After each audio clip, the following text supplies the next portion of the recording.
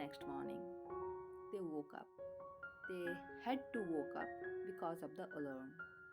Wait, this is not my alarm.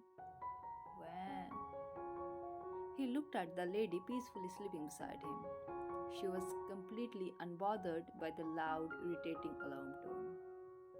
He looked at her face and she was looking like she still needs to sleep. It was weekend and they still had time. He didn't wake her up. He silently got up from the bed and went to the washroom for the morning rituals. It was about 10 o'clock in the morning when Van finally opened her eyes. The curtains were down, the lights were switched off.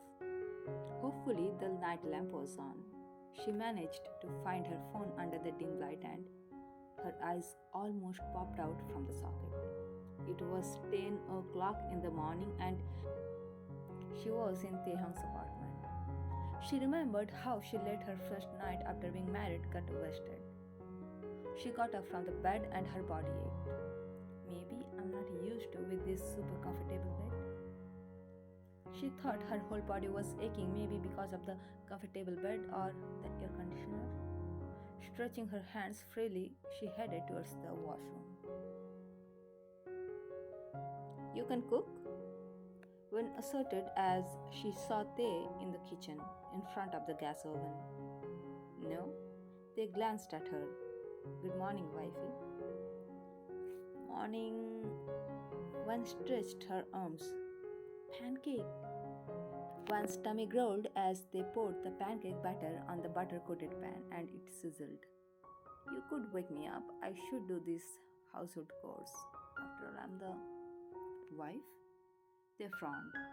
You are a student. It will be enough help for me if you don't get any supply. They tapped on the kitchen counter, gestured her to sit on the granite countertop. Taste it. One looked around using her nearly 180-degree view but couldn't scan any fork. She sighed and looked at Te, who was busy to blow the small piece of pancake and then carefully raised his arm to feed her. How's it? It's my first pancake. So good. You didn't use the ready to cook pancake mixture? I'm impressed. One praised him. Meanwhile, the second pancake was also ready and the couple was all ready to dig in. When are we going for the special long drive? Wen asked while drizzling the pancake with extra maple syrup. After breakfast? They answered shortly. So, where are we going? Wen managed to ask while enjoying the breakfast. Daegu, my hometown? They answered, and he could notice how Van's face became pale within a second, but she tried to put on a fake smile as soon as possible. Come on, you have met my mom. She is not scary. They tapped on her shoulder. Will you mind if we leave for Daegu a little earlier? I need to buy some necessary things and, of course, gift for Mrs. Senior Min and Mrs. Kim, your mom, our mom. Van quickly finished her pancake and rushed to the sink and put on the washing gloves to do the dishes. It's okay, Van. You just leave your plate in the sink. They didn't yell. His voice was just a little loud, but Van had already started the cleaning procedure. They took his time to finish his portion of food and took the plate in the sink. You're looking pale. Are you nervous? No. Van quickened her pace and finished the cleaning. After breakfast, they went to his studies to arrange the documents he's gonna need in the upcoming seminar. Van knocked the door of the studies. May I come in? They thought Van knocked cause she wanted to leave a little earlier. Come in. He smiled. 2 minutes? I actually don't know what mom loves. Van hesitated a little to ask this question. She loves puppies, so she has Yantan. They answered while arranging the documents. No, I mean what she likes to eat. Drinks? She asked while playing with her fingers. You know, Van, you may think I'm a mama's boy, but I think moms doesn't need gift. Of course, they loves gift, but they are easy to satisfy. Try to put your efforts genuinely in your relationship, your genuine actions. That's all they want from you. And one more thing, you can't act in front of a mom, no matter how good actor or actress you are. They zipped his bag finally, and she loves chocolate.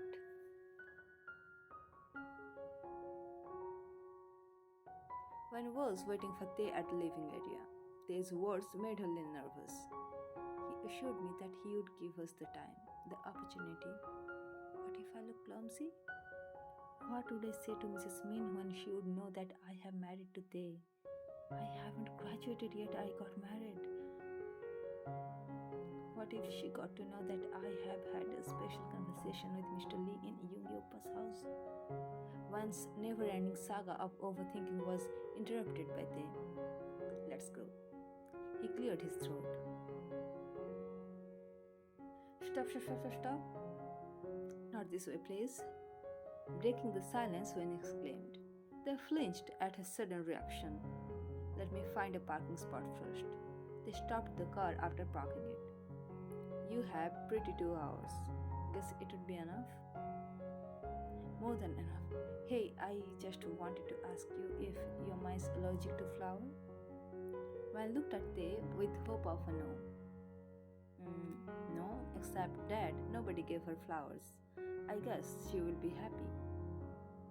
They unclasped the seatbelts before getting out of the car. They silently followed Van's lead. He carefully noticed her.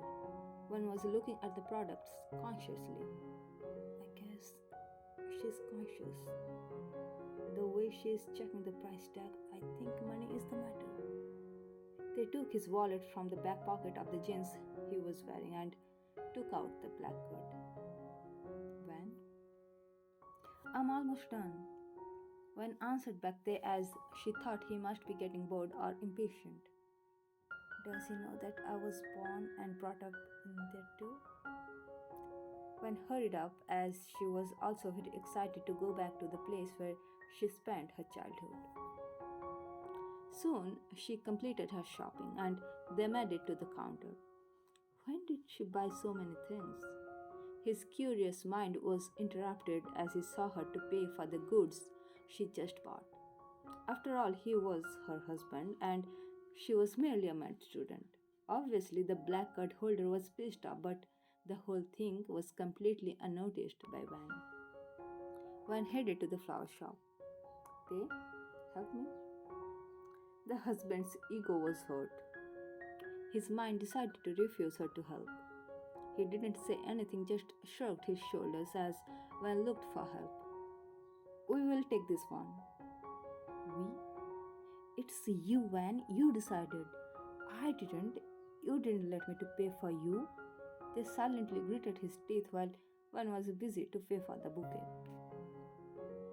Taeyang was quite pissed off. Completed? He asked Van. Van nodded with a warm smile. Completed. You bought these things yourself, now carry yourself. They walked towards the car. Though he was angry, but he managed to notice whether she needs his help to carry these bags or not. They was about to get into the car when one called his name. They? Finally, you called my name. So you need help. This mind screamed silently before turning around his face. One was standing a few steps back to him. Looks like this girl can read mind. She's looking fine, smiling. Is she going to prank me or something? They was trying to figure out what was happening and his eyes were brightened up in joy. I picked this for you. Hope you will like it. Wen took out a comparatively small bouquet that she was hiding from Taehyung, finally gave that to him, plastering a nervous smile on her face. You asked Young Hyung. They asserted the question. What? Confused Wen questioned him back. No, nothing. Get into the car. They tried to maintain his poker face, but he failed to do so as he was overwhelmed by the unexpected gift. Van put their shopping bags on the back seat of the car. Do you have any ID proof like driving license? They asked her. Do the passengers also need to have driving license to ride these expensive cars? She looked at him and slowly nodded her head. Yes. Great. They clapped for a single time. He tossed the car keys in the air. Catch it, kitten. Instinctively, Van responded and catched the car keys. You're driving today. He kind of pushed her in the driver's seat and closed the door before securing himself in the passenger's seat. I love these flowers. Thank you. They giggled. Van took her phone out and set the location before igniting the engine. She sighed in relief as she had taken the aspirin tablet before leaving the house. She didn't want to be caught by they, but her mind was not prepared for the almost 3 hours constant driving.